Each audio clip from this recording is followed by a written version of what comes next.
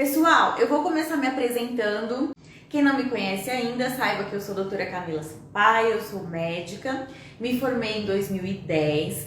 Desde então eu venho trabalhando, cuidando da saúde das pessoas no PSF. Nessa trajetória desses 10 anos, eu acabei fazendo várias especializações, várias pós-graduações, são 4 na verdade, tá? Fiz em saúde da família, fiz em nutrologia, fiz em perícia médica e quando eu fiz a de psiquiatria, eu me apaixonei. E hoje eu cuido da saúde mental também. Atuo online, tá? Com as consultas online na área da psiquiatria. Sejam muito bem-vindos todos que estão aqui. Vamos começar então? Então vamos lá. Primeira coisa que eu quero falar aqui.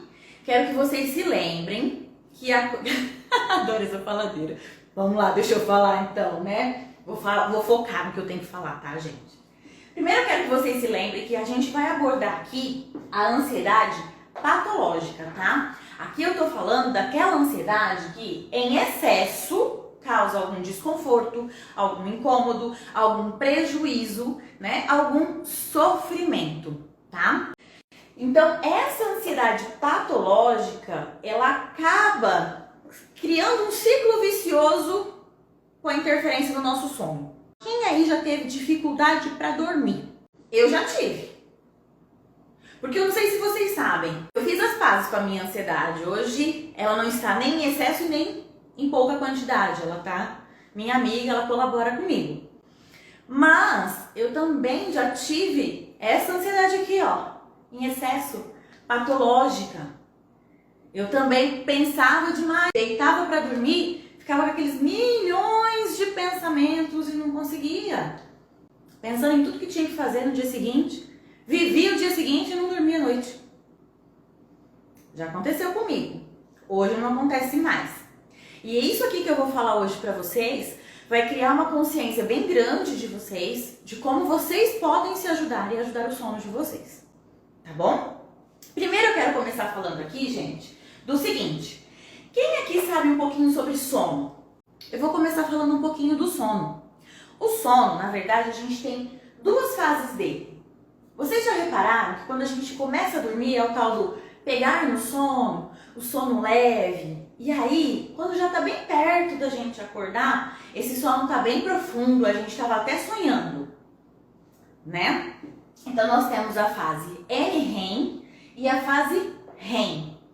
Da fase NREM, a gente divide ela ainda em 3 momentos de sono, que é o sono superficial, o sono onde a gente começa a aprofundar, quando ele começa a ficar mais profundo. Então assim, tá pegando no sono, pegou no sono, e essa fase 3 é quando esse sono realmente você tá ali dormindo mesmo, tá profundo, e o seu organismo começa a produzir, modular hormônios durante o sono, tá? Então, nessa fase aqui, ó, a fase 3 do sono NREM é a fase onde a gente vai chamar ela de fase de metabolismo.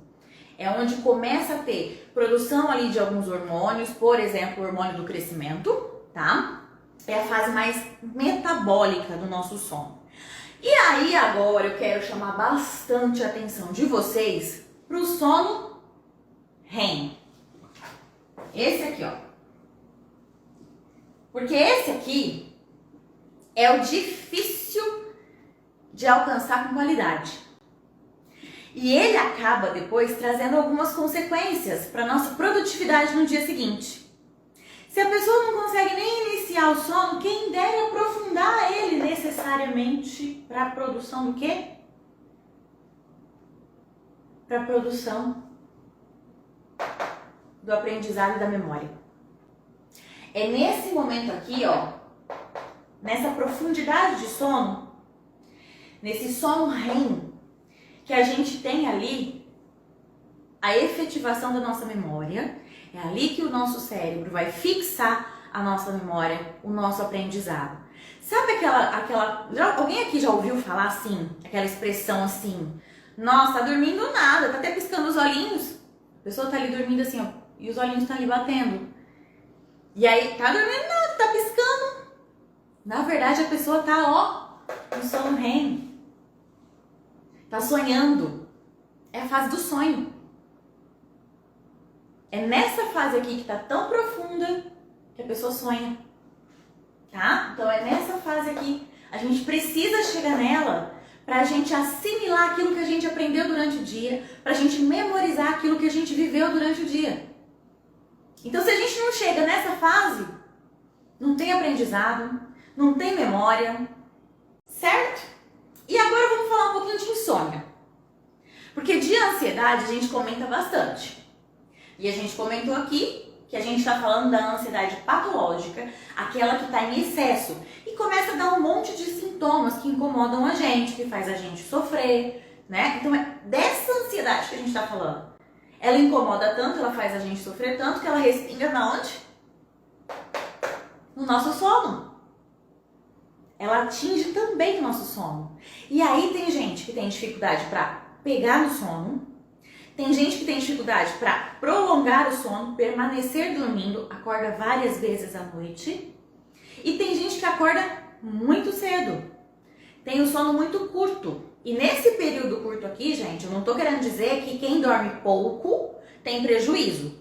Mas se esse sono curto for suficiente para que você consiga atingir todas essas fases do sono, ok. O problema é que quando o sono é muito curto, essa fase aqui, ó, não acontece.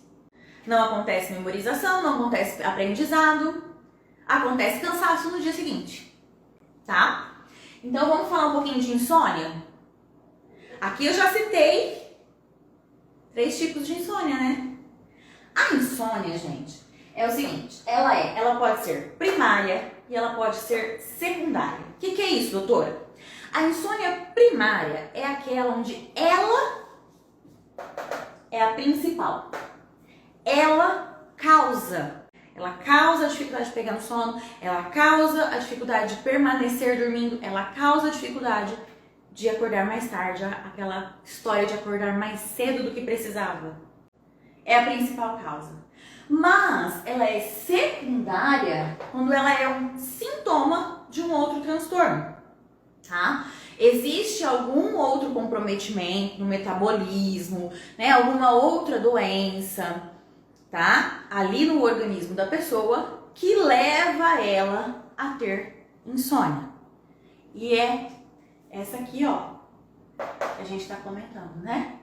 A pessoa tem um transtorno de ansiedade, por conta disso, ela começa o quê? A apresentar insônia.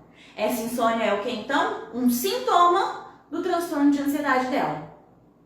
Certo? Essa é a relação que nós estamos fazendo aqui hoje, tá bom? Então, pensando que a insônia, ela pode ser primária ou secundária, pensando aqui que ela é secundária a um transtorno de ansiedade, a essa ansiedade exagerada que a gente está falando, né? A gente vai então ter as classificações, os tipos de insônia. Quais são os tipos de insônia? Aqueles 3 que eu citei agora há pouco. Inicial, quando a pessoa demora para conseguir dormir, rola na cama. Quem nunca? A cama esquenta. Se for casado, né? Tiver um parceiro ali, acorda o parceiro de tanto que rolou pra lá, rolou pra cá, rolou pra lá, rolou pra cá, né? Acorda a galera que tá ali, levanta. Achei tão engraçado esses dias, a paciente falou assim: doutora, eu faço minha caminhada todinha e não consigo dormir. Porque eu deito pra dormir, eu rolo na cama, rolo na cama, rolo na cama. Fico incomodada, aí eu levanto e fico andando pela casa. Na hora que eu vou ver, sabe que já devia contar com minha caminhada? A gente riu muito disso. A gente ri, mas a gente sabe que é uma coisa que incomoda. Então, essa é a insônia inicial, aquela onde a gente tem dificuldade de iniciar o sono. Tá difícil para começar a dormir, para pegar no sono, né? Aí a gente tem a insônia intermediária, aquela que a gente tem dificuldade de manter o sono. Sabe aquele sono quebrado? Você começa a dormir e acorda. Aí vira pro lado, pega no sono de novo, começa a dormir e acorda. Começa a dormir e acorda. Passa a noite nesse dorme, acorda, não descansou nada, no dia seguinte parece que passou um trator em cima. Essa, a intermediária. E aí a gente tem também a insônia tardia, que é aquela que eu comentei, que é o despertar precoce. A gente acorda mais cedo do que devia, do que o nosso corpo, na verdade, precisava. Acorda com aquela sensação, nossa, eu precisava ter dormido mais hoje. Ai, parece que eu não dormi nada, gente. Dormi tão pouco. Essa é a tardia, tá? Então aqui agora a gente já conversou sobre a ansiedade. Vamos retomando pra gente não se perder. A ansiedade patológica, as fases do sono, a insônia, como que ela é. E agora eu quero que vocês comentem aqui comigo. Quem é que já teve dificuldade para dormir porque ficou pensando muito? Percebeu que ficou rolando na cama porque ficou pensando muito? Ou percebeu que acordou várias vezes à noite porque, ai, quebrei meu sonho, sonhava muito, sabe? Começava a sonhar, acordava, aí trocava o sonho. Quem? Quem tem dificuldade com sono, né? Alguma das fases da insônia já passou por isso, ó.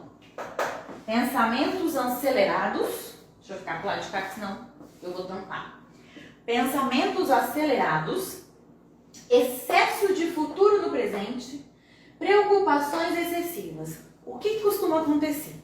Vocês vão rir de mim, mas eu vou fazer. A gente deita para dormir, os nossos pensamentos são tão acelerados, não deixam a gente dormir, porque eu tô deitada na cama para começar a dormir, e aí os meus pensamentos vêm e começam assim.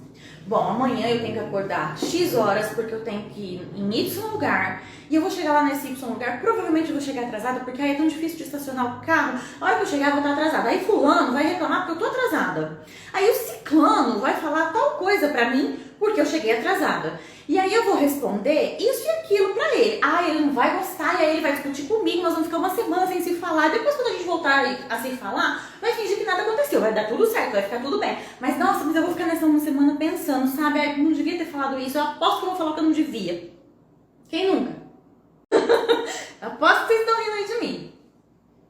Mas eu só estava imitando o cérebro de vocês. Só estava imitando a pessoa ansiosa, com os pensamentos acelerados, vivendo o futuro, né? Porque tá deitada na cama agora. E ela já está vivendo o que vai acontecer dali uma semana. Olha só, isso ali em 2, 3 horas deitada na cama. Que loucura, né? Então, muita preocupação, muito futuro no presente. É aquele cérebro que não desligou para dormir. Tá? Então, como que, eu até coloquei aqui, não sei se vocês vão conseguir ver, como que a ansiedade pode estar influenciando o nosso sono?